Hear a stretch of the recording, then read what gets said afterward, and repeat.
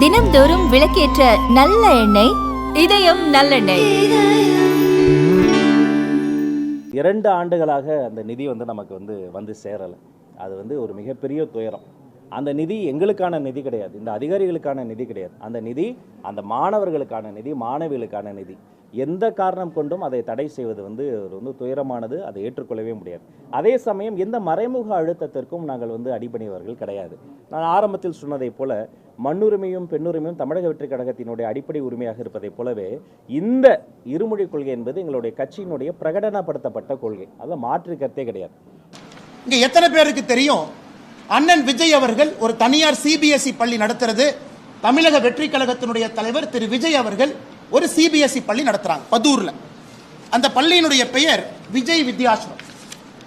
நடிகர் விஜய் அவர்கள் தமிழக வெற்றி கழகத்தினுடைய தலைவர் விஜய் வித்யாசிரம் என்கின்ற பள்ளி நடத்துறாங்க.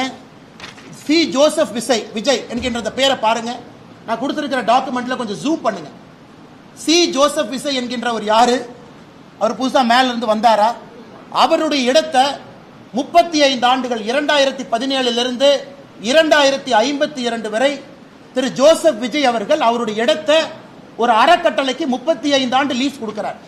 அந்த அறக்கட்டளை யாருடைய பேர்ல ரெஜிஸ்டர் ஆயிருக்குன்னா திரு சந்திரசேகரன் அவருடைய பேர்ல, எஸ்.ஏ. சந்திரசேகர் அவருடைய பேர்ல அந்த அறக்கட்டளை ரெஜிஸ்டர் ஆயிருக்கு. இந்த டாக்குமெண்ட்ல எஸ்.ஏ. சந்திரசேகர் எஸ்.ஏ. சந்திரசேகர் அவர்கள் நடத்தக்கூடிய பள்ளி, அந்த ட்ரஸ்ட் நடத்தக்கூடிய பள்ளி தான் விஜய் வித்யாசிரம். என்ன அர்த்தத்தில் சில அரசியல் தலைவர்கள் அவங்க நடத்துற பள்ளி சிபிஎஸ்இ, அவங்க நடத்துற பள்ளியில ஹிந்தி இருக்கு, அரசு பள்ளியில் இருக்கக்கூடிய மாணவர்கள் மட்டும் 2 மொழி படிக்க வேண்டும் என்று எந்த லட்சணத்தில் சொல்றாங்க?